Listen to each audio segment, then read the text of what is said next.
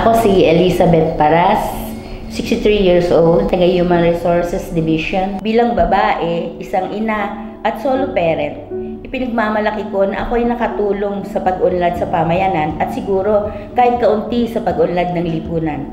Dahil sa aking ambag na maayos na paggabay sa aking mga anak, hindi sila naging burden sa lipunan.